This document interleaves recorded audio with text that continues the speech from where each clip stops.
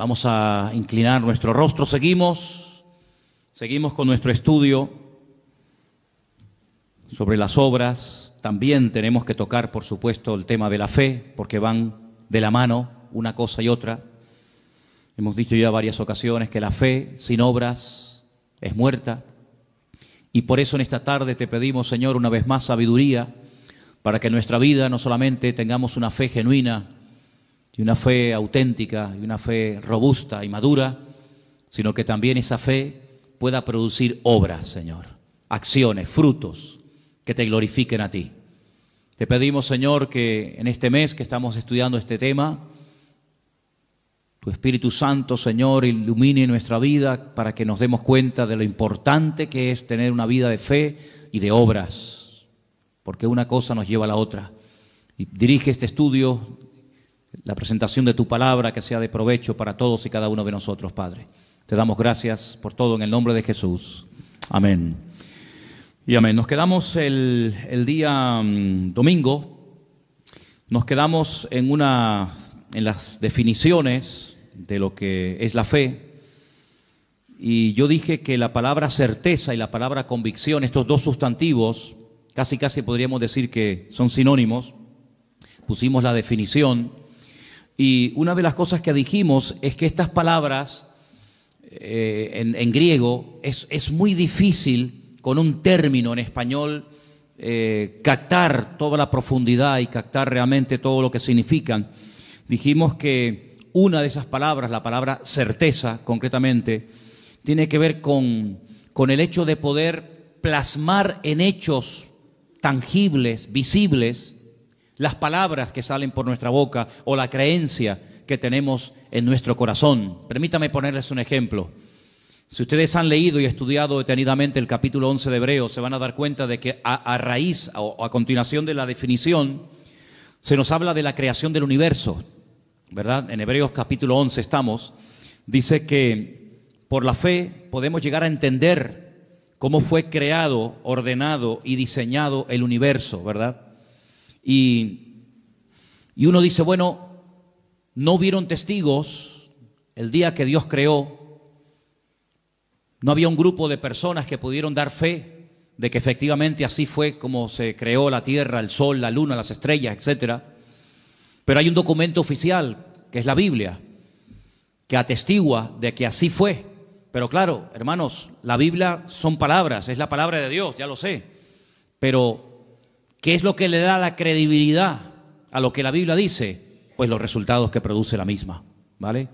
Es decir, en la Biblia encontramos a Dios como creador, encontramos a Dios como juez, encontramos a Dios bajo la esencia del amor, encontramos a Dios como Padre. Son declaraciones, pero esas declaraciones de alguna manera u otra hay que demostrarlas. Si nuestro Dios es un Dios creador, sí, pero no ha creado nada. Entonces, no. Nuestro Dios ha creado y las obras que Dios ha hecho avalan las palabras. Amén, hermanos. El mismo Señor Jesucristo dice, si ustedes no quieren creer a mis palabras, tienen que creer a las obras que yo hago. Y añade, porque las obras que yo hago dan testimonio de que el Padre me avala, de que el Padre está conmigo. Imagínense que el Señor Jesucristo en una ocasión hizo una declaración tremenda, todos la conocemos.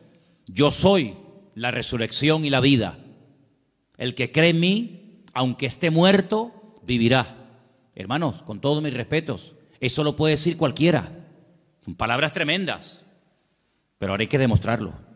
Cuando el Señor resucitaba a los muertos, pues efectivamente demostraba que Él tiene el poder sobre la muerte porque Él es la resurrección y la vida. Cuando el Señor hacía cualquier declaración, las obras, los milagros, las señales, los prodigios que hacían, avalaban las palabras que pronunciaba. Es decir, si las obras, la creación del universo le da credibilidad a la palabra de Dios, si las obras, milagros y acciones de Cristo le daban credibilidad a sus palabras, a su ministerio, en nuestro caso es exactamente igual. Usted puede hablar todo lo que usted quiera, pero son nuestras acciones Nuestras obras lo que avalan y respaldan nuestra fe. En ningún momento en Hebreos capítulo 11 usted va a encontrar expresiones como esta que le voy a mencionar ahora. Por la fe Abraham no hizo nada. Por la fe Enoc no hizo nada. Por la fe Noé no hizo nada. No tendría ningún sentido. Sino que por la fe hicieron cosas, dijeron cosas, etcétera, etcétera. Por lo tanto, las obras es lo que avalan la fe que decimos tener. Si no hay obras, si no hay frutos, si no hay resultado, pues nuestra vida es un montón de buenas intenciones y de buenas palabras, pero que nunca se materializan, nunca se hacen realidad. Por eso Santiago es muy claro en esto y dice claramente que una fe sin obras, pues está muerta, no sirve absolutamente para nada. La otra palabra que vimos, la palabra convicción, tiene que ver también con una amonestación o una reprensión que le hacemos al mundo natural aplicando los principios del mundo espiritual o del reino de Dios. Hay una parte en el Padre Nuestro que dice, venga tu reino a nosotros, ¿verdad? Hágase tu voluntad, así en el cielo como en la tierra. Eso es una petición. No todo el Padre Nuestro es una oración de pedir y pedir, pero hay peticiones en el Padre Nuestro muy interesantes. Una de ellas la que le acabo de mencionar ahora. Venga tu reino, es decir, que lo que tú quieres que se produzca en el mundo natural a través de nuestra vida, de la fe, de la oración, etcétera, se produzcan cambios. Pusimos el ejemplo de Jesús cuando atraviesa el mar en tempestad. Él sabía, porque él era la palabra viviente, que él no moriría ahogado, sino que él moriría crucificado. Por lo tanto, si él sabía perfectamente que no iba a morir ahogado, como temieron los discípulos morir, él lo que hace es que cambia aquella circunstancia adversa y cambia la tempestad en bonanza. Como diciendo, esto no es lo que tiene que ocurrir. Por lo tanto, si esto no es lo que tiene que ocurrir, cambiémoslo entonces, ¿verdad? Porque el Señor nos ha dado la capacidad y el poder, a través de la fe, del nombre de Cristo, de su palabra, etcétera, etcétera, de cambiar ciertas y determinadas situaciones que Él, si estuviera en nuestro caso, también las cambiaría. ¿Me explico? Vamos a leer un versículo muy interesante para que nos demos cuenta una vez más, como traté de compartir el domingo, que tenemos que tener una percepción, una lectura, llámelo discernimiento espiritual más amplio de lo que aparentemente parece que está pasando. El versículo está en Juan, capítulo 4, versículo 35. Juan, capítulo 4, versículo 35. Presta atención a estas palabras porque tiene que ver con la visita de Jesús a Samaria. Y dice lo siguiente, Juan 4, versículo 35. ¿No decís vosotros, aún faltan 4 meses para que llegue la siega? Alzad vuestros ojos y mirad los campos, porque ya están blancos para la siega. Si ustedes dicen faltan 4 meses para que llegue el tiempo de la siega, y yo les digo que el tiempo de la siega ya ha llegado. Por lo tanto, hay una diferencia entre vuestra opinión y la mía. Hombre, sabemos que no está hablando de una cosecha de trigo, de maíz. Sabemos que está hablando con términos espirituales, términos naturales, pero de temas espirituales, ¿verdad? Por lo tanto, la lectura que a veces hacemos de una situación puede ser muy diferente a la lectura que espiritualmente tenemos que darle a una determinada situación. Por ejemplo, hay un momento en el ministerio del Señor Jesucristo que Él anuncia clarísimamente que cuando vayan a Jerusalén, Él va a caer en manos de los judíos y lo van a prender y lo van a maltratar y va a morir y va a ser crucificado. Y claro, uno de sus discípulos, en ese deseo de que no le pase nada a su maestro, le dice, no, Señor, no, que de ninguna manera te acontezca esto. Claro, si hubiéramos estado allí nosotros, hubiéramos dicho, oye, ¿cómo se preocupa Pedro por el Señor, verdad? El Señor está diciendo que lo van a matar y Pedro dice, no, si te van a matar en Jerusalén, vayamos a Capernaum, ¿para qué vamos a Jerusalén? Sin embargo, el Señor no lo felicita. El Señor lo reprende. El Señor le dice, apártate de mí, Satanás. Pues, Señor, sí, es que en este momento está hablando el diablo a través de tu boca. Claro, nadie se dio cuenta de aquello, pero el Señor se dio cuenta de que aquellas palabras bonitas, aquellas palabras aparentemente de amor y de compasión por el Señor, porque lo iban a matar y iban a perderlo, pues no eran palabras basadas en el amor, no venían de parte del corazón del Padre, sino que venían del mismísimo infierno. Era el diablo el que no quería que el Señor Jesucristo fuera a Jerusalén a morir, porque Satanás, que conoce muy bien la Escritura, sabía perfectamente que si el Señor moría en la cruz, se le acababa su autoridad. Por lo tanto, el Señor dice, apártate de mí, Satanás. Luego, cuando el apóstol Pedro, o anteriormente, cuando Pedro dice, tú para mí eres el Hijo del Dios viviente, el Señor lo alaba. El Señor le dice, bienaventurado Pedro, muy bien, estupendo. Ahora sí que has hablado bien, ¿ves?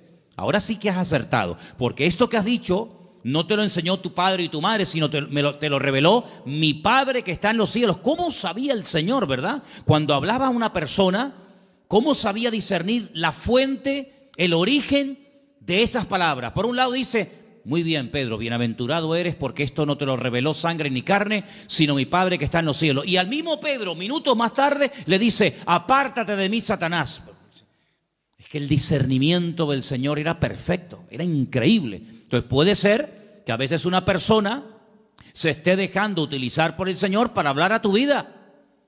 Bueno, de hecho, los que compartimos la palabra siempre le pedimos al Señor, de alguna manera u otra, que cuando compartimos la palabra el Señor te hable a través de nosotros. Esa es mi petición.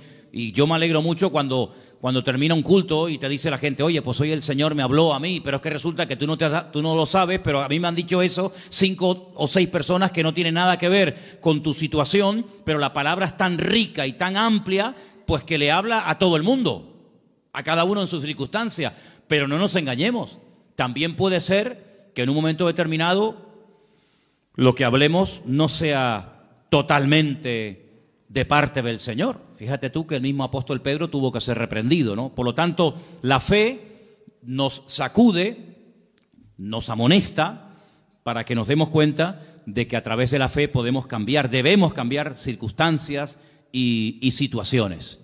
Solamente quiero recordarles los 2 ejemplos de los 2 grandes hombres de Dios que hablé de ellos el domingo, David y Elías. Eran 2 personas que se dieron cuenta de que detrás de ese hombre tan grande, tan arrogante, estaba el diablo. Detrás de Goliat no solamente era un ejército de los filisteos, sino que había algo más. Eso es un poder espiritual que está hablando a través de este hombre. Y por otra parte también Elías discernió que ya había llegado el momento de actuar y de confrontar al mundo de las tinieblas con un milagro espectacular que terminaría de una vez para siempre demostrando que Baal era un dios falso y que el Dios de Elías era el Dios verdadero, y todos conocemos la historia, Primera de Reyes 18, en el monte Carmelo. Así que nosotros no andamos por la vista, no andamos por las emociones o por los sentimientos o por lo que oímos o por lo que nos cuentan, sino que dice la Biblia que el justo por la fe vivirá. El texto original, que es un texto del Antiguo Testamento, está en Habacuc, dice que el justo por la fe existirá. Logrará existir. La existencia misma depende de la fe, del conocimiento que tengamos de parte del Señor. Yo dije también el domingo, y quiero repetirlo, que la fe del creyente no es una fe loca, no es una fe ciega, no es una fe disparatada, basada en nada. No. La fe del creyente, la fe genuina, la fe del Señor, en nosotros está basada en el conocimiento y en la experiencia. El conocimiento de Él, el conocimiento de su palabra y la experiencia de Él en todos y en cada uno de nosotros. Así que nos movemos por fe, nos movemos porque, en fin, la fe nos ayuda a movernos. Fíjense, por ejemplo, en Hebreos capítulo 11, vamos a ese capítulo, por favor. Hebreos capítulo 11, rápidamente quiero mostrarles algo muy interesante. Ustedes lo han tenido que leer durante toda esta semana. Pues fíjense que, por ejemplo, el primer personaje que se menciona es el caso de Abel, el hermano de Caín, uno de los hijos de Adán y Eva. Dice en el versículo 4, por la fe ofreció. Se hizo algo. ¿Cómo sabemos que Abel tenía fe, porque ofreció al Señor más excelente sacrificio que su hermano Caín. Luego la fe nos permite ofrecerle, darle al Señor lo que sabemos que tenemos que dar. Cuando no tenemos una fe madura, decimos, hoy, este mes no puedo darle al Señor lo que le corresponde, porque si no, no llego. Pero por la fe dice, yo le doy al Señor lo que le corresponde, porque yo sé que mi Dios no me va a dejar tirado. Pero fíjate el versículo anterior. El versículo anterior dice que por la fe podemos llegar a entender que, bueno, cómo ha sido constituido, formado, diseñado el universo por la palabra de Dios, de modo que lo que se ve fue hecho de lo que no se ve. Es decir, la fe nos permite entender, la ciencia nos permite conocer. Pero no significa que porque conozcas, ya sabes o ya entiendes lo que está ocurriendo. Sin embargo, la fe te ayuda a entender misterios y cosas que Dios ha hecho que hasta el día de hoy los científicos no saben cómo explicarlo. Se vuelven locos, que si esta teoría, que si fue así, que si fue asado, que si millones de años por aquí, millones de años por allá. Sin embargo, leyendo el documento oficial que da fe de lo que Dios hizo, podemos no solamente conocer, sino podemos entender, ¿verdad?, las cosas. Hay un versículo tremendo que yo lo quería leer el domingo, se me pasó, y quiero leerlo ahora. Está en Deuteronomio 29:29. Si ustedes pueden aprenderse este versículo de memoria, sería extraordinario, porque es una promesa preciosa que el Señor nos da. Deuteronomio 29:29 dice así: las cosas secretas, ¿a quién le pertenecen? Al Señor nuestro Dios. Los secretos, los misterios que Él no quiso revelar, ahí quedan, en la mente, en la presencia del Señor. Mas las reveladas, ¿para quién son? Para nosotros y para nuestros hijos, para siempre, para que cumplamos todas las palabras de esta ley.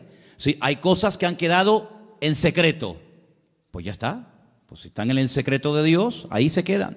Pero hay otras muchas cosas que Dios sí ha querido revelar.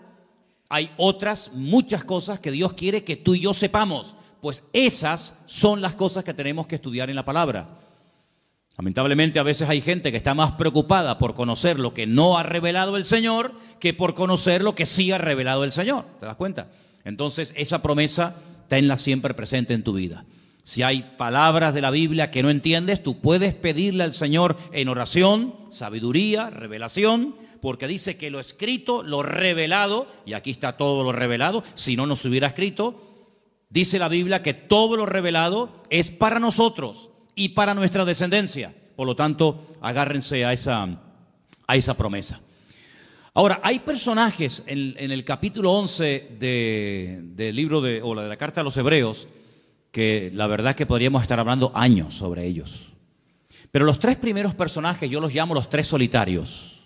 Y esos tres solitarios son Abel, el segundo es Enoc, versículo 5, y el tercero, en el versículo 7, es Noé. Abel, Enoc y Noé. Tres personajes que son tres solitarios. Y una de las cosas que a mí me gustaría en estas clases o estudios o mensajes que estamos dando durante este mes de enero es que con la ayuda del Señor podamos llegar a tener claro en nuestra mente cuáles son las características o la estructura espiritual de una prueba. Es decir, si yo le pregunto a alguna hermana aquí presente, ¿me podría dar usted los ingredientes de un buen potaje de lentejas? Pues me diría, mira, las lentejas, primero lógicamente llevan lentejas, ¿no?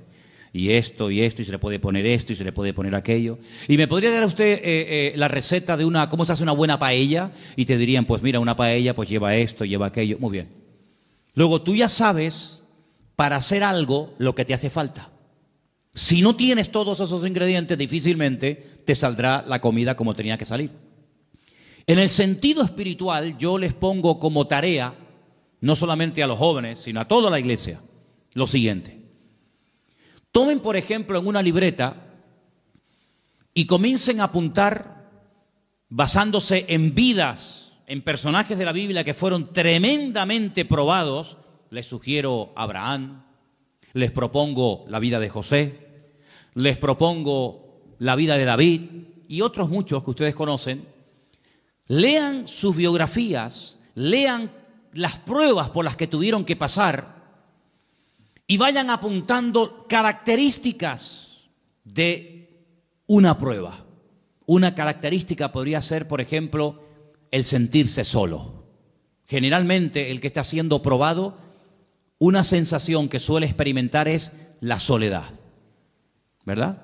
Elías se sintió solo, David se sintió solo, José se sintió solo y otros personajes.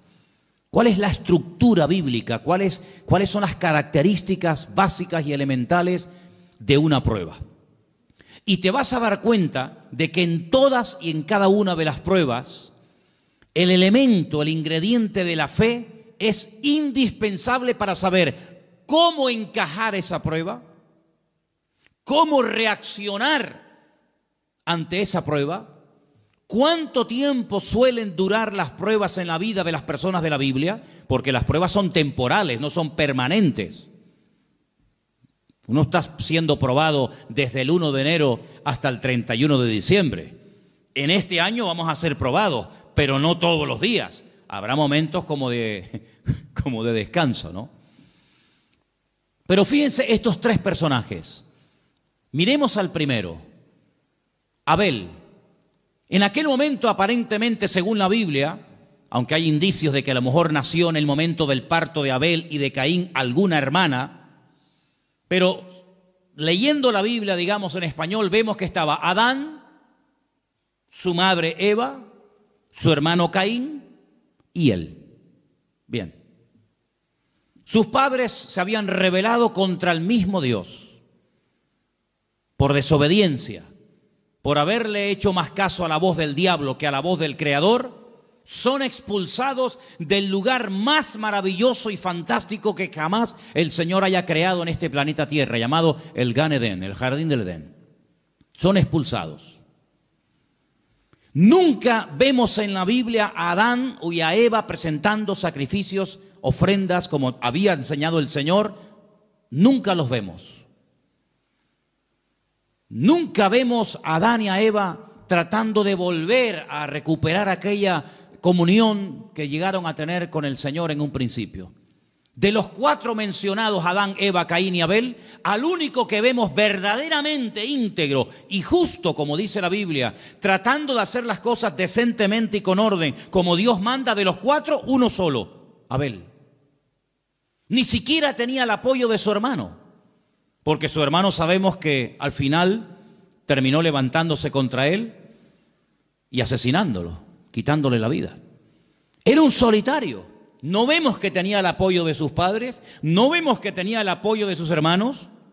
Criado en un ambiente donde recientemente habían sido expulsados sus padres del Jardín del Edén, pero a pesar de tenerlo aparentemente todo en contra, él sabe que hay una forma bíblica, una forma enseñada por el mismísimo Creador de acercarse a Él. Y Él lo que hace es lo que Dios dice.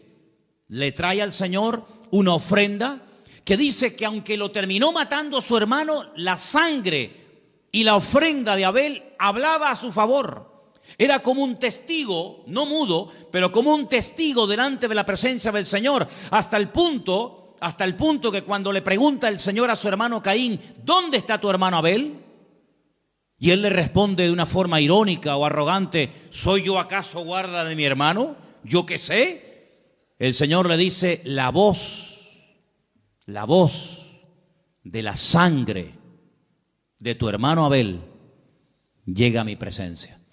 Es decir, que hay algo que atestiguaba de que esa persona era inocente. Dice la Biblia que era justo, pero sin embargo, a pesar de que era una buena persona, en ningún momento vemos que Dios le habla. Yo no veo a Dios hablándole a Abel. Veo a Dios hablándole a Adán y a Eva, pero a Abel nunca.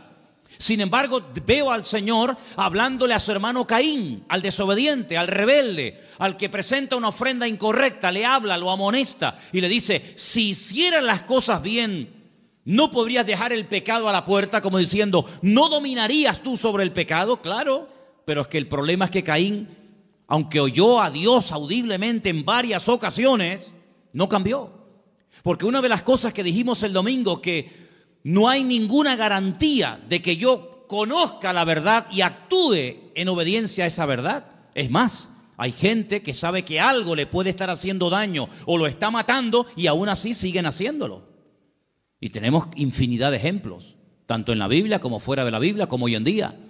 Conocemos a personas que incluso han entendido el Evangelio y le han dado las espaldas a Dios y no han querido obedecer la palabra. Luego, el conocimiento es importante, pero cuidado, el conocimiento puede ser la mayor bendición para tu vida o puede ser la peor tragedia, en el sentido de que el conocimiento te da vida o te mata.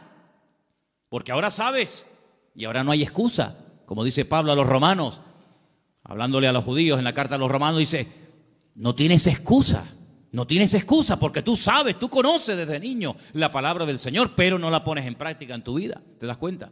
Por lo tanto, Abel es mencionado porque es una persona que la fe que tuvo le ayudó a obedecer, le ayudó a desprenderse de algo que a lo mejor humanamente hablando le hacía falta, pero que como él sabe qué es lo que Dios espera de él lo hace. Luego la fe nos permite entender los misterios de Dios, la creación de Dios, la obra de Dios. La fe nos permite ofrecerle a Dios, darle al Señor lo que le corresponde. Pero fijaros que, por ejemplo, en el caso de Enoc, que ya es la séptima generación, ¿vale?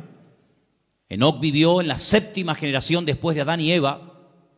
Era un hombre, si ustedes leen su vida, lo poquito que nos dice la Biblia de Enoc, dice que era un hombre que tuvo hijos e hijas. Un hombre que llevaba aparentemente una vida normal, un hombre casado. Repito, con hijos y con hijas. Pero lo importante que destaca la Biblia de Enoc no es que estaba casado y que era padre, sino dice aquí en el versículo 5, por la fe Enoc fue traspuesto para no ver muerte y no fue hallado porque lo traspuso Dios, y antes de que fuese traspuesto tuvo testimonio de haber agradado a Dios. Eso es lo que destaca la Biblia de la vida de Enoc. Pero curiosamente, aunque la Biblia nos dice que Enoc no murió, que el Señor lo llevó en vida a su presencia, como hizo también con otro personaje llamado el profeta Elías, a pesar de que la Biblia nos dice que estaba casado, de que era padre, de que era la séptima generación después de Adán y Eva, resulta que hay una pequeña carta en el Nuevo Testamento, que es la carta de Judas, que si quieren pueden venir conmigo, por favor, y ustedes van a encontrar unas palabras muy interesantes que nos habla la Biblia acerca de este personaje llamado Enoc. En la carta de Judas, ¿verdad? Lo tenemos ahí casi al final del Nuevo Testamento. ¿Lo tienen, hermanos? Ok. Tenemos en el versículo 14. De estos también profetizó Enoc. Luego era un profeta. Pero Génesis no dice que era un profeta. Génesis no dice que profetizara. Pero sin embargo, en el Nuevo Testamento dice que Enoc profetizó. ¿Y qué fue lo que dijo? Pues dijo esto que está aquí. He aquí, vino el Señor con sus santas decenas de millares para hacer juicio contra todos y dejar convictos a todos los impíos de todas sus obras impías que han hecho impíamente y de todas las cosas duras que los pecadores impíos han hablado contra él. ¿De quién está hablando aquí este hombre? Está hablando de Dios como juez. En la primera venida el Señor Jesucristo no vino como juez. Pero en la segunda venida la Biblia profetiza de que Cristo el Señor vendrá como juez a juzgar a cada uno según sus obras, ¿sí o no? Luego Enoc profetizó de la segunda venida del Señor. Claro.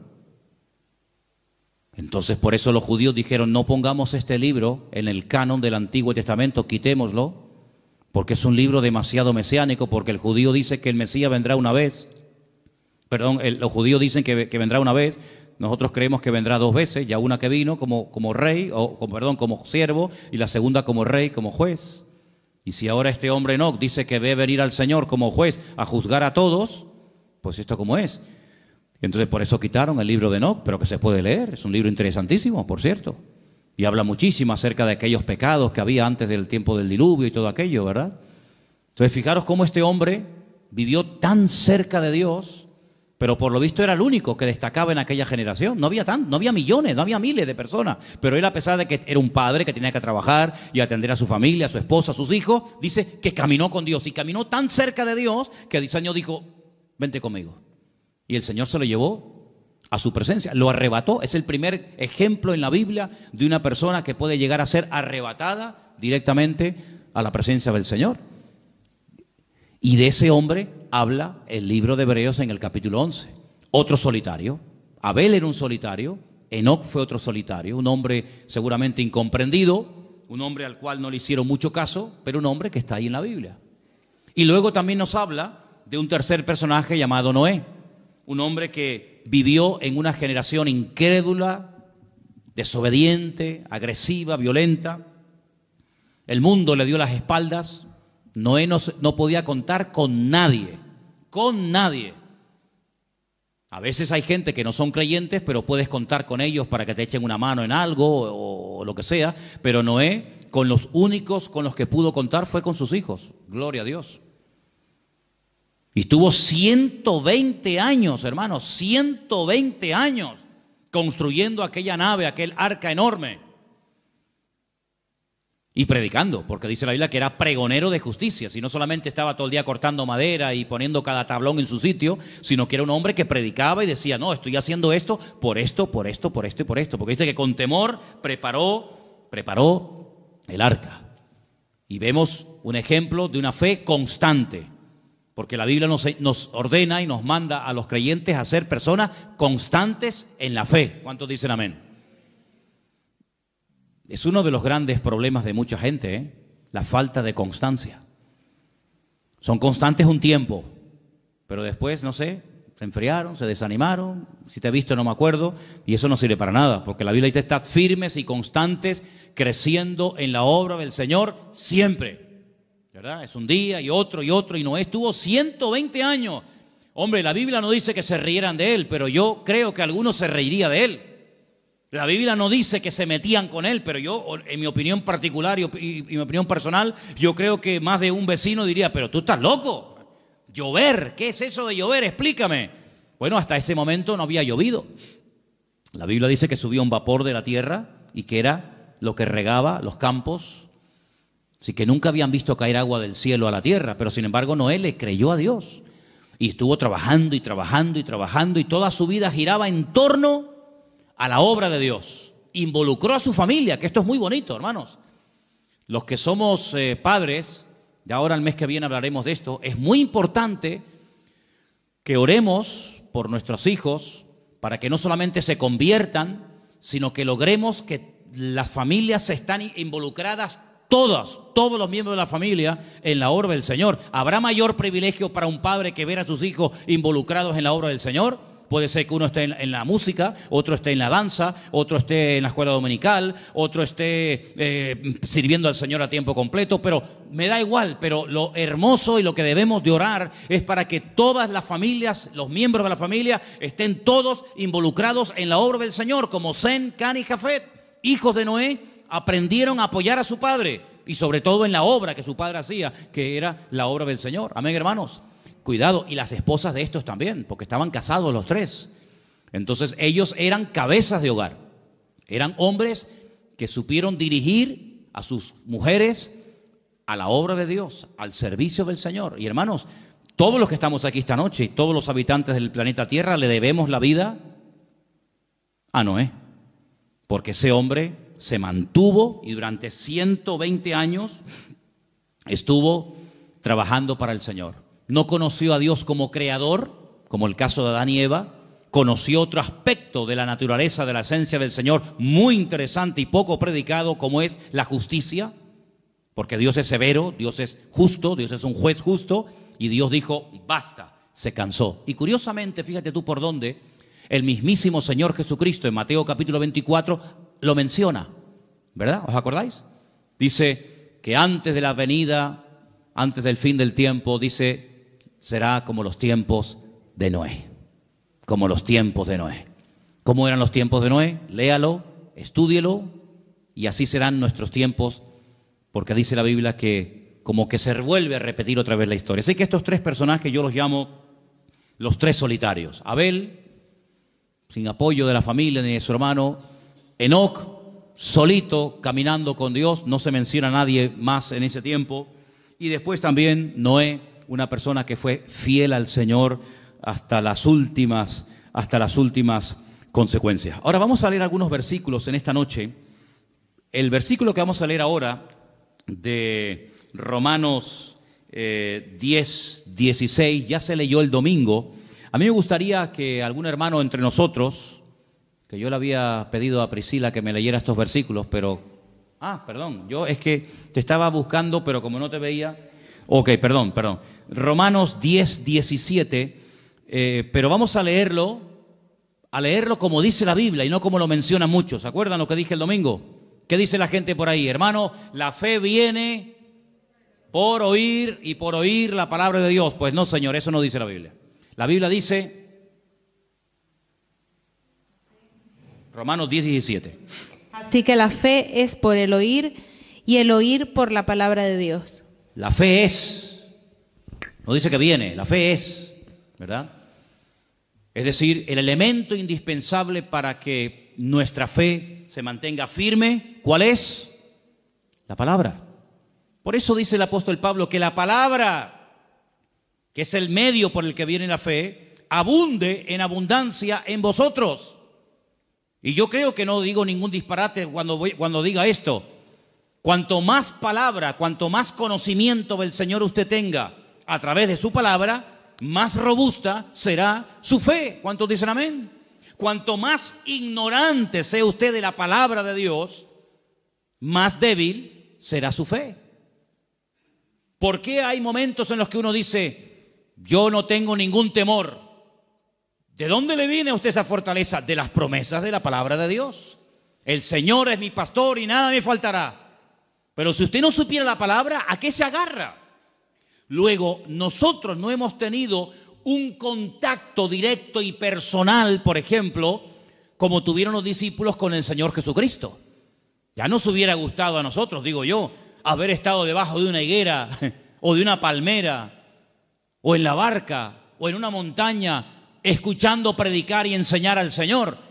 Si yo les preguntara esta tarde, ¿a ustedes a quién les gustaría que estuviera predicando debajo de una palmera?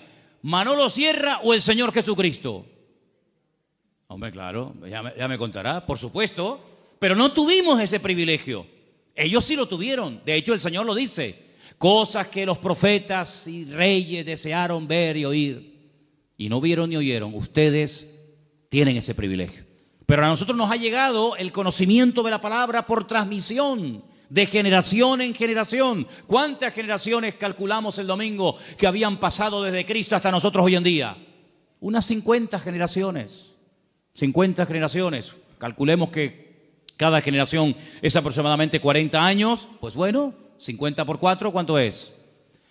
Pues eso, 5 por 4, 2.000 años, ¿vale? 40 años por 50, 2.000 años. Y usted dice, 2.000 años. 2.000 años no es nada, hermano. No es nada. 2.000 años no es nada. Son 2 días. ¿O no? La Biblia dice que para el Señor 1.000 años es un día. Han pasado 2 días. 2 días. Para el Señor son 2 días. Y claro, después a nuestros hijos en la escuela le obligan a creer que este hueso o que este fósil tiene 250 millones de años. Y nadie dice nada, porque lo dijo fulanito de tal. Y cuando nosotros decimos que desde Cristo hasta nosotros han pasado 2.000 años o 2 días, todo el mundo se lleva las manos a la cabeza. Pero hermanos, es la pura realidad. Yo llegué a conocer a mis bisabuelos. No sé si alguien aquí llegó a conocer a su bisabuelo o a su tatarabuelo. Yo conocí a mi bisabuelo y a mi bisabuela perfectamente y hablé con ellos y como si fueran mis abuelos. Y eran los padres de mi abuelo, que murió con 106 años, imagínese usted. Y uno dice, bueno, pues conocí a mi padre, conocí a mi abuelo y conocí a mi bisabuelo. Ya conocí 3 generaciones hacia atrás. Más yo 4, ya somos 4 generaciones. Así que no hay tantas generaciones desde los tiempos de Cristo hasta hoy en día. Y además tenemos la gran ventaja de que esas 50 generaciones han dejado mucho legado histórico. No son 50 generaciones que hay un vacío que uno dice, bueno, pero ¿dónde está? No, un vacío, de vacío nada. Hay mucha información en la arqueología, en la literatura, en la pintura, en el arte, en tantas y tantas ciencias que nos permiten conocer, pero con muchos detalles. Bueno, y ahora cuando vayamos, Dios mediante, dentro de unos días a Israel, pues vamos a estar pisando las mismas calles que esa gente pisaba, ¿verdad? Y probando las mismas comidas que se comían hace 2000 años y respirando el mismo ambiente y bañándonos en el mismo agua y conociendo prácticamente la misma cultura de hace 2000 años. Porque en esas zonas de la tierra parece como que el tiempo se ha detenido, ¿no? Parece como que el tiempo va más despacio. Entonces, queridos hermanos, cuando uno lee los escribas y los fariseos, entonces esa gente no existe. ¿Cómo que no? ¿Quién dijo que no? Hay miles de escribas y de fariseos en Israel y ustedes los van a conocer personalmente. Y van a ver cómo hay tanta documentación que nuestra fe no está basada en mitos, en leyendas, que vete tú a saber si eso es verdad, sino están basadas en hechos concretos y en hechos puntuales, ¿verdad? Entonces la fe se alimenta por la palabra y por la palabra de Dios. Ahora, hay un versículo en Romanos 1:20, vamos a leerlo, por favor, Priscila. Romanos 1:20, que lo podemos juntar con ese de Hebreos 11:3. ¿Qué dice Romanos 1:20, por favor? Porque las cosas invisibles de Él, su eterno poder y deidad, se hacen claramente visibles desde la creación del mundo, siendo entendidas por medio de las cosas hechas, de modo que no tienen excusa. Analicemos este texto. Las cosas invisibles de Él. Cuando dice de Él, ¿a quién se refiere? A Dios. Porque las cosas invisibles de Dios, y ahora pone ejemplos, su eterno poder y su deidad. ¿Qué es deidad? El hecho de que Él es Dios, la esencia de Dios. Ok. Entonces su eterno poder y su esencia divina, dice, se hacen claramente visibles. ¿Cómo? Pues dice, desde la creación del mundo, siendo entendidas por medio de las cosas hechas, de modo que no tienen excusa. Es decir, yo puedo llegar a conocer a Dios, su poder, su deidad, su esencia, su gloria, su autoridad, etcétera, etcétera, etcétera, a través de lo que pueden ver mis ojos. Es decir, cuando usted se para delante del mar, y aquí vivimos en una isla, rodeados de agua por todas partes, cuando uno ve hacia el horizonte la inmensidad del mar, uno se pregunta, bueno, ¿y quién creó esto? ¿Quién pudo crear esto? Con una perfección increíble, hermanos, porque si el mar tuviera menos proporción de sal de la que tienen, pues no habría vida. Y si tuviera mucho más sal que la que tiene, tampoco habría vida. ¿Y quién es el que regula las mareas, el nivel de la sal? ¿Cómo es capaz una nube de hacer una especie de función de aspiradora, ¿no? Aspirando por la evaporación y ese agua salada, toneladas, millones de toneladas, suben a las nubes. Se produce un proceso impresionante. Y cuando el Señor quiere que ese agua que ha subido caiga allí, pues manda el viento justamente en esa dirección y lo detiene encima de esa ciudad o encima de ese país o encima de ese continente y hace que ese agua salada se haya convertido así en agua dulce. Y cae sobre la tierra y riega los campos y tenemos sandías y melones y tenemos agua dulce. Y cuando ese agua ya ha dado a la tierra lo que tenía que darle, Pues el sobrante va por los cauces y por los ríos y vuelve otra vez a entrar en el mar y se convierte otra vez en agua salada y vuelve otra vez un proceso, hermanos, no eterno, porque la creación no es eterna, como decían los griegos, sobre todo Aristóteles, que la creación y la materia es eterna. No, señor, la materia tuvo un principio y ese principio, ¿cuándo fue? Cuando Dios lo estableció.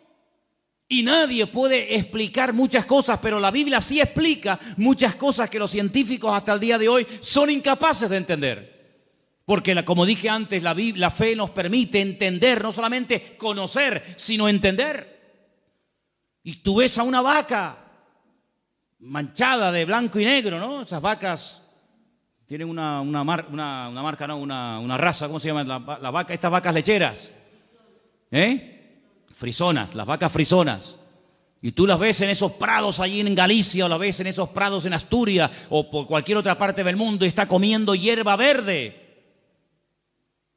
Y tú dices, pero una hierba verde, una vaca negra, y da leche blanca. Es algo impresionante. Y así tantas y tantas cosas que tú dices, Dios mío, pero hay una armonía. Hay una perfección, hay un colorido, hay un diseño, algo increíble. Y hasta Dios ha dotado de una capacidad, de una inteligencia a los animales tremenda. Fíjense, por ejemplo, las langostas, no las langostas estas de mar, sino las langostas estas, los insectos. Incluso creo que las de mar también tienen el mismo proceso 3 o 4 veces durante toda su vida. Crecen más de lo que puede contener el caparazón. El caparazón les termina doliendo y haciendo un daño terrible, porque la langosta quiere crecer y come y engorda, pero el cascarón como que la presiona y sufre unos dolores que se tiene que meter entre rocas y empieza a frotarse entre las rocas hasta que se arranca el caparazón de cuajo y sale y crece hasta que le sale otro caparazón y vuelve otra vez a sentirse incómoda dentro de ese caparazón que le impide crecer. Y entonces vuelve otra vez a esconderse y se frota y se golpea contra las rocas y se arranca el caparazón y vuelve otra vez, y así durante toda su vida. Es decir, que si a esa langosta la llevaran al médico porque tiene dolores y le ponen una pastilla o una inyección, le impedirían crecer. Le quitan el dolor, pero frenarían su crecimiento. Luego el dolor es lo que hace que se desprenda de lo que le oprime para que pueda seguir creciendo. Es decir, el Señor en nuestra vida a veces nos presiona y nos prueba para que entremos en su presencia y Él nos quite lo que nos oprime el crecimiento, para que podamos seguir creciendo y avanzando para la gloria del Señor. ¿No es sabio el Señor? ¿No es sabio el Señor? Y hay gente que cuando ve una abeja parece que han visto un dinosaurio y salen corriendo. Pues la vida en el planeta Tierra sin las abejas sería totalmente imposible. No habría vida sin abejas. ¿Qué te parece, amigo? Son cosas que uno dice, Dios mío, hay una perfección. Y es que la creación es un reflejo del poder de Dios, de la deidad de Dios. ¿Quién es el que hace que el sol siempre salga por el mismo sitio y se vuelva a ocultar por el mismo sitio, año tras año, siglo tras siglo, milenio tras milenio? Es algo increíble, ¿verdad? Y cómo son la naturaleza, hay frutos para el verano, hay frutos para el invierno, hay frutos para esto, hay frutos para aquello. Si una perfección absoluta, dice que viendo todo eso, que es lo visible, son las obras visibles del Dios invisible, llegamos a la conclusión de que tiene que existir una mente, y es la mente y la presencia de nuestro Dios. ¿Cuántos dicen amén? Pero el hombre es tan bruto, tan cerrado de mollera, que no quiere aceptar que hay un creador. Mira, hay gente atea que no tiene problema en aceptar y en admitir que hubo una persona llamada Jesucristo. No tiene ningún problema, porque sería una barbaridad no querer reconocer que hubo un personaje en la historia llamado Jesucristo. Pero ese mismo ateo, cuando le hablas de que ese Jesucristo, antes de humanarse, antes de encarnarse, era Dios en la eternidad, ahí no quieren llegar. ¿Por qué? Porque aceptar que hay un creador significa que hay un dueño. Y aceptar que hay un creador y un dueño significa de que yo soy producto de su creación y tengo que someterme al creador y al dueño de la creación. Y ahí no llegan, amigos. Entonces prefieren darle la gloria a cualquier otra teoría, prefieren aceptar cualquier otra opinión, por disparatada que sea, antes de reconocer que hubo un Dios que puso un orden y un diseño y cada cosa en su sitio, y a través de lo visible podemos entender que Dios es un Dios real y poderoso. ¿Cuántos dicen amén?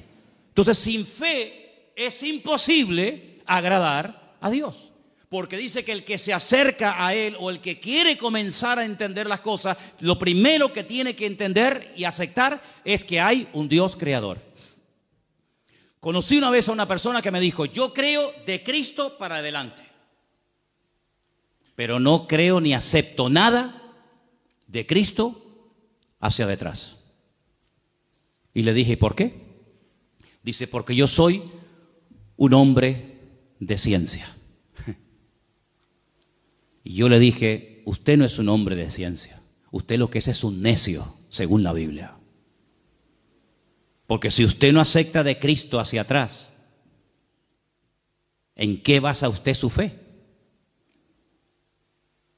Si no hubiera un antes de Cristo, lo que llamamos vulgarmente un Antiguo Testamento, ¿sobre qué se construye el Nuevo Testamento? ¿Sobre mitos? ¿Sobre opiniones? El Nuevo Testamento no tendría ninguna credibilidad si no hubieran unas profecías del Antiguo Testamento escritas cientos de años y miles de años en algunos casos, y que le dan credibilidad al Nuevo Testamento. Y lógicamente un Antiguo Testamento sin el Nuevo Testamento pues sería una historia que no termina nunca de cumplirse, sino simplemente un montón de palabras y de buenas intenciones y de muchas profecías que se dijeron en el tiempo y en el espacio, pero que nunca tuvieron un fiel cumplimiento, sobre todo en la persona de Cristo. Por lo tanto, ambos se necesitan el uno al otro. El antiguo necesita del nuevo y el nuevo pacto necesita del antiguo pacto, y ambos se complementan, ¿verdad? Ahora, quisiera que leyéramos en esta noche en Hebreos 1, versículo 2. Hebreos capítulo 1, versículo 2, por favor. ¿Lo tenemos?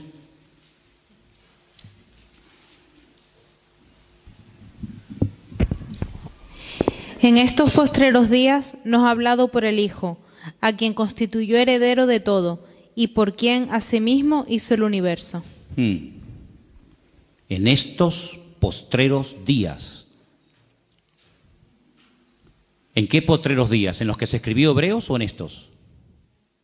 Porque hoy en día estamos más en los postreros días que hace 2000 años cuando se escribió la carta a los hebreos, ¿sí o no? Si en aquellos tiempos ya se estaba hablando de los postreros días, imagínense nosotros hoy en día.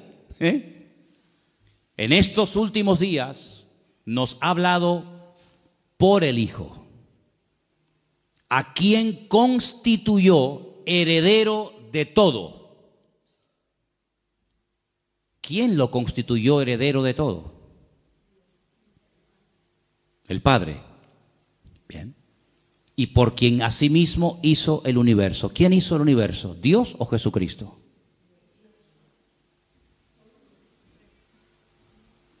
Vamos a leer el versículo otra vez. Ahí está la respuesta.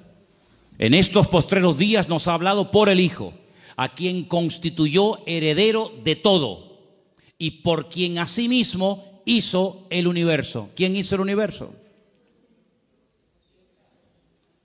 ¿Y no será que estamos hablando de la misma persona? ¿No será que estamos hablando de la misma persona? Jesucristo, ¿cuándo comenzó a existir? A existir. Jesucristo siempre ha existido. Es un ser eterno, no es un ser creado. Pero la Biblia dice que nació en Belén de Judea. Claro, como hombre tuvo un nacimiento. Nació en un pueblo que se puede visitar hoy en día, Belén de Judea. Tenía una madre, tenía un padre, tenía familia, comía, respiraba, se cansaba, tenía que pedir agua cuando tenía sed. Claro, digamos que se metió en un cuerpo. Pero él dijo: yo soy antes de Abraham. ¿Cómo? ¿Cómo vas a ser tú antes de Abraham? Le dijeron los judíos, si tú no tienes ni 40 años. Dice, yo soy antes de Abraham. Dice, y si ustedes verdaderamente fuerais hijos de Abraham, las obras de Abraham haríais. Y si ustedes verdaderamente creyerais en los escritos de Moisés, me tendríais que obedecer a mí, porque de mí escribió Moisés. Luego, ¿qué quiere decir esto? Que el Señor Jesucristo era y es eterno, no fue creado, no salió como parte de la creación de algo. Era eterno, pero cuando decidió venir a este mundo, pues tuvo que venir al mundo, pues en el proceso que Él mismo diseñó, que es el del nacimiento normal y corriente de cualquier ser humano. Pero Él nunca, jamás comenzó a existir el día de su nacimiento, sino que Él es un ser eterno. En el principio era el Verbo, y el Verbo era con Dios, y el Verbo era Dios. ¿Se dan cuenta? Dice, y el que no me cree a mí, tampoco cree en mi Padre que me envió. Si hay una unidad tremenda entre el Padre y el Hijo. Hay momentos que actúa como Padre. Yo a veces actúo como Padre, pero hay momentos que actúo como Hijo. Y soy la misma persona al mismo tiempo. Soy Padre y soy Hijo al mismo tiempo. No tengo ningún problema en eso. No tengo que, como la física cuántica, ¿no? Ahora me voy subdividiendo, sino que soy Padre, soy Hijo al mismo tiempo. No tengo ningún problema. Depende del momento, del lugar y la circunstancia. Actúo como hijo o actúo como padre. Exactamente igual es el Señor. No vino como Dios, vino como el Hijo de Dios, ¿verdad? Para cumplir las profecías. Entonces, hasta que nosotros no tenemos esa revelación en nosotros, dice que no podemos terminar de agradar a Dios. Porque el Señor Jesucristo es un ser eterno. ¿Cuántos dicen amén? Dice que el Señor Jesucristo habló con Abraham. Dice, Él vio mi día. No recuerdan las palabras del Señor. Dice, Él vio mi día y se gozó. El Señor Jesucristo habló con Abraham. ¿Qué te parece, amigo? Luego el Señor Jesucristo, como Dios, siempre existió, pero lógicamente como ser humano tuvo un principio, nacimiento, como todos los seres humanos. Ahora, quiero terminar para dejar algo también para el domingo, leyendo el versículo de Gálatas 1:23, donde nos dice algo muy interesante referente a la fe. Gálatas 1:23, por favor. Vamos a prestar atención a este texto.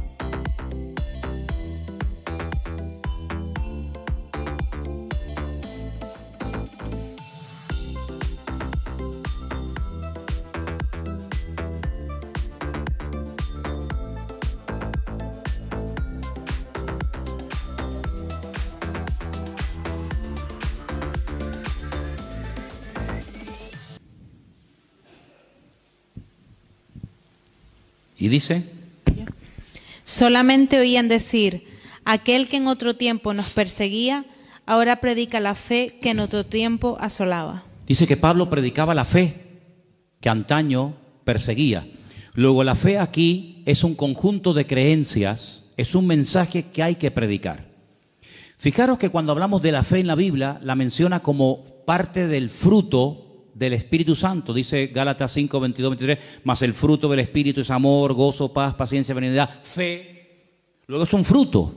Un fruto es algo que va madurando con el paso del tiempo. Y menciona la fe como una de las características, como parte del fruto que produce el Espíritu de Dios en nosotros. Luego, en nuestra vida, aunque sea como fruto, la fe se tiene que notar. Pero fíjate que después, por ejemplo, cuando llegamos a la lista de 1 de Corintios capítulo 12, donde se mencionan 9 dones, Uno de los dones que se mencionan ahí es el don de la fe. Luego, ¿qué es? ¿Un fruto o es un don? Bueno, a veces es un fruto y otras veces es un don. Pero fíjate que Efesios 2, 8 y 9 dice: por gracia sois salvos por medio de la fe. Y esto no de vosotros, pues es don de Dios. Hay tres cosas diferentes en cuanto a la fe: fruto, don y como medio para obtener la salvación por la gracia. Pero ahora hemos leído un cuarto ejemplo, una cuarta característica o connotación de la fe. Dice que Pablo predicaba la fe. No estaba predicando de un don, no estaba hablando de la fe como un fruto, sino predicaba la fe. Luego, la fe es un conjunto de creencias. Son las dogmas, los principios elementales en los cuales nosotros creemos. Son los dogmas de nuestra fe. Uno de los dogmas de fe nuestro dice que nosotros creemos en la inspiración de las Sagradas Escrituras como palabra de Dios. Uno de los dogmas de fe es que creemos en la obra expiatoria de Cristo en la cruz del Calvario. Es decir, hay unos dogmas de fe y Pablo dice que les predicaba de la fe. Es decir, les predicaba de lo que uno cree. ¿Por qué hay creyentes que se preocupan más en predicar y en compartir con la gente, llamamos inconversa, de lo que no creen que de lo que verdaderamente creen? Hay creyentes que a veces se pegan horas hablando con inconversos y no paran de hablarle de lo que no creen. Mira, nosotros no creemos en esto, no creemos en no sé qué, nosotros no, no, en eso no creemos, no, eso no lo creemos. Termina la conversación, la persona con la que has estado hablando y tomando café toda la santa tarde ya sabe en lo que no creen. Esta mañana, adiós, y la señora dice: ¿y en qué cree? Porque si no cree en el Papa, no cree en no sé qué, no cree en no fue canto, no cree en no tal, no cree en cuál, no cree. Pero no me he enterado en lo que creen. Entonces hay que aprender a predicar de la fe. Porque sabe una cosa, generalmente la gente allá afuera tiene más claro lo que tú no crees, pero no tienen claro lo que tú crees. La gente allá afuera sabe que nosotros en nuestras iglesias no tenemos imágenes, porque ellos saben que nosotros no creemos ni adoramos imágenes. Ellos lo saben. Ellos lo que no tienen muy claro, ¿qué es lo que tú y yo creemos? Y es ahí donde entra este versículo muy interesante que dice que Pablo les predicaba de la fe. Y eso es de lo que tenemos que predicar. Nosotros creemos que Jesucristo murió por nosotros en la cruz, que sin la muerte de Cristo no hay salvación. Nosotros creemos en el cielo, creemos en el infierno, nosotros creemos en la resurrección de Cristo. Así, vamos a predicar más de lo que creemos, porque el diablo a veces es muy astuto y nos pone a gente en el camino que lo que quieren es hacernos perder el tiempo, confesando lo que no creemos. Pero ¿saben dónde está la fuerza, la autoridad y la victoria que revienta el mundo espiritual? En predicar lo que creemos, porque el diablo no quiere que prediquemos en lo que creemos.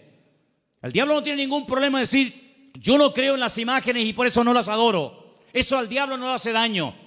¿Saben lo que le hace daño? Cuando yo digo: yo creo en el poder de la sangre de Jesucristo, yo creo en el poder del nombre de Jesucristo que venció al diablo y lo derrotó y no tiene ninguna autoridad. Yo creo que mi Señor es el Rey de Reyes y Señor de los Señores. Hermano, el diablo ante eso sale corriendo. No soporta oír a una iglesia y a un creyente que hable de lo que cree y no tanto de lo que no cree.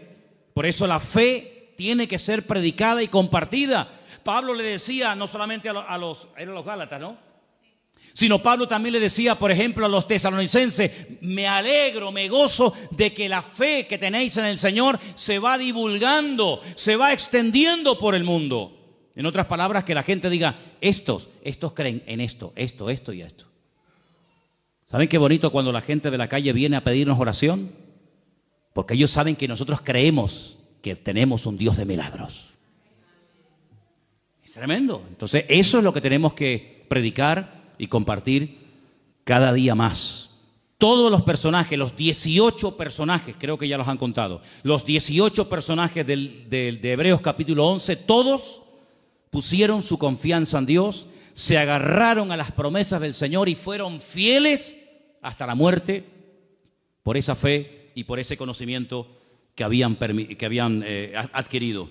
Y quiero terminar leyendo dos versículos, si me permiten. Salmo 33, los voy a leer yo. Salmo 33, versículo 6 y Salmo 33, versículo 9. Repito, Salmo 33, versículo 6, y dice así: por la palabra de Dios fueron hechos los cielos, y todo el ejército de ellos por el aliento de su boca. ¿Dios tiene ejércitos? Una vez en un campamento de jóvenes en la península, en un tiempo de preguntas, el pastor me dijo, oye, ¿por qué no dejas a la gente que te haga preguntas? Y digo, vale. Y un chico se levantó y me dice, es que yo no termino de entender por qué a Dios se le llama el Dios de los ejércitos. Y yo le dije, es que Dios no es un pacifista. A Dios le encanta la guerra. Y se quedó así como asustado, ¿no? Pero cuidado, espérate. Cuando el Señor habla de sus ejércitos, hay dos aplicaciones de esa expresión. Los ejércitos de Dios habla de su creación, de las estrellas, los astros, todo el firmamento, pero también habla de sus ángeles. En el mundo espiritual hay guerra, ahora mismo hay guerra. Los ángeles, cada vez que la iglesia se pone a orar o a ayunar, cada vez que un cristiano dobla sus rodillas ante la presencia del Señor, los ángeles, hermanos, se revolucionan en el mundo espiritual que ni te imaginas. Hay guerra en el mundo espiritual. No hemos sido creados y diseñados salvo alguna excepción para ver eso, pero yo te puedo asegurar que todo lo que ocurre aquí en la tierra es simplemente una sombra, un reflejo, ¿verdad?, de lo que está ocurriendo en el mundo espiritual. El Señor nos ha diseñado de esa manera que todo lo natural puede proyectar sombra, ¿verdad? Nuestra sombra se proyecta, la sombra no es real, el real soy yo, pero lo real puede reflejar sombra. En el cielo, las batallas que se producen en el cielo, ¿verdad?, entre ángeles y demonios, se reflejan como sombra en la tierra. Entonces vemos guerras por aquí, guerras por allá. Todo eso es simplemente la punta, es como el iceberg. Tú ves a un iceberg y ves una montaña de hielo, pero hay más por abajo que por arriba. Bueno, pues el mundo espiritual es al revés, ¿verdad? Lo grande, lo poderoso se lleva arriba y en pequeña escala se lleva abajo. Está como al revés, el orden está invertido. En la Biblia el futuro está en pasado y el pasado está en futuro. Entonces las mayores guerras que se están librando ahora mismo en el mundo no son aquí en la tierra, son en el mundo espiritual. Pablo dice que nuestra lucha, ¿a quién le habla? A los cristianos. Nuestra lucha no es contra sangre y carne, pero dice que nuestra lucha. Luego hay lucha, hay batalla. Habla de yelmo, de espada, de coraza, ¿verdad? Nuestra lucha es contra principados y contra potestades, contra gobernadores de las tinieblas en las regiones celestes, contra huestes espirituales de maldad. Luego hay una batalla. Pablo dice, yo he peleado la buena batalla, pero ¿cuándo te vimos a ti cogiendo una espada y matando a nadie? No, es que él habla de una batalla espiritual. Peleamos contra demonios, peleamos contra poderes espirituales, ¿verdad? Y la iglesia tiene la obligación de pelear ahí, porque lo que no ganes arriba no lo va a ganar abajo. Hay gente que quiere ganar aquí, pero primeramente hay que ganar allí para atar allí, para soltar aquí, dice la palabra, ¿verdad? Entonces, cuando uno va a la palabra, uno se encuentra de que Dios hizo los cielos con el poder de su palabra y todo su ejército. Bueno, lean ustedes el libro de Daniel. Hay momentos en los que Daniel oraba y ayunaba y no habían cambios. Y cuando se le presenta al ángel Gabriel y le dice, pero, ¿qué pasa? Dice, es que hace 21 días que llevas orando y ayunando, pero es que hemos estado ahí peleando contra el príncipe tal, contra el príncipe cual, y he venido para darte sabiduría y para darte entendimiento. Si te das cuenta que hay batallas que hay que librarlas fuertemente en la presencia del Señor, para obtener respuestas. El Señor le dijo un día a los discípulos, ¿sabéis una cosa? Sobre todo tú, Pedro, escúchame bien. Satanás ha venido y os ha pedido, y os va a zarandear a todos como al trigo. ¿Cuándo hablaste tú con el diablo? ¿O cuándo el diablo habló contigo? ¿Cuándo pasó eso? Que ustedes no se enteran. Ustedes no ven eso. Pero es que el diablo os va a zarandear como al trigo. Porque el Señor sabía. ¿O por qué te crees que el Señor dedicaba tanto tiempo a solas en batalla? Pues las batallas espirituales, las guerras espirituales que tuvo que librar el Señor tuvieron que ser tremendas, ¿verdad? Entonces, hermanos, vemos que el Señor creó los cielos, la tierra, pero también el ejército de Dios. Y el versículo 9 dice, porque Él dijo y fue hecho. Él mandó y existió. Repito, ese versículo 9 es tremendo. Él dijo y fue hecho. Y si no hubiera dicho, pues no se hubiera hecho. ¿Cuándo se produjo el cambio? Cuando Él dijo, automáticamente se produjo. Él mandó y existió. Luego, hermanos, Aquí tenemos en nuestras manos algo tremendamente poderoso, que hay que saber manejarlo. Tenemos un poder impresionante que es el poder de la fe, pero que no va a producir cambios a menos que salga por nuestra boca y por nuestras acciones el poder que tiene la fe. Eso es como si usted tiene una escopeta o un rifle, pero no tiene munición. No produce ningún problema. Usted tiene que apretar el gatillo para que salga el cartucho y para que haga lo que quiere que usted haga. Exactamente es igual. Hay un poder, hay una capacidad, hay una autoridad que el Señor ha puesto en nosotros. Es una dinamita, es un poder tremendo que Dios ha puesto en nosotros. Pero cuando actuamos en fe, cuando declaramos palabra de fe, cuando nuestras acciones avalan nuestras palabras y nuestras palabras nos llevan a la acción, hermano, eso es una combinación increíble, es algo tremendo. Por eso es muy importante que si usted en un momento determinado no sabe cómo orar, dígale al Espíritu Santo, dígale al Señor, ora a través de mi boca. Porque dice que el Espíritu puede llegar a orar con nosotros y por medio de nosotros, porque Él conoce cuál es la voluntad del Padre. Hay gente que en esta dimensión de oración no sabe moverse.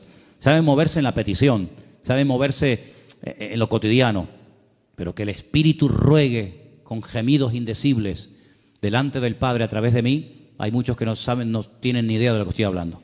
Por eso este tema que estamos hablando de la fe y las obras es lo que va a marcar la diferencia.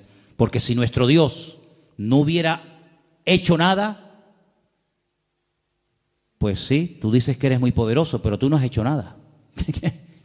Tú dices que eres creador, pero yo no he visto que has creado nada. Desde el principio del mundo aquí no ha creado nada. Pero todo lo que nos rodea da crédito a la palabra de nuestro Dios. ¿Qué es lo que le da crédito a la obra de Cristo? Las obras que hizo. Bien. ¿Qué es lo que le va a dar peso a su fe? ¿Lo que usted dice? No, lo que usted haga. Y si usted no hace, su fe está muerta. Así que el domingo, Dios mediante, tendremos el último mensaje sobre este tema. Haremos un pequeño repaso, pero ampliaremos un poco más el tema de la fe y de las obras. Pero yo quiero preguntarles a todos ustedes en esta noche, en este mes que estamos hablando de este tema, yo dije al principio, cuando les propuse que íbamos a hablar de esto este mes, que sería muy bueno que nos propusiéramos hacer alguna obra, algo que nos lleve a la acción. ¿Se acuerdan? ¿Lo estáis haciendo? Nuevamente vengo al púlpito con material. Ayer compramos Nuevos Testamentos.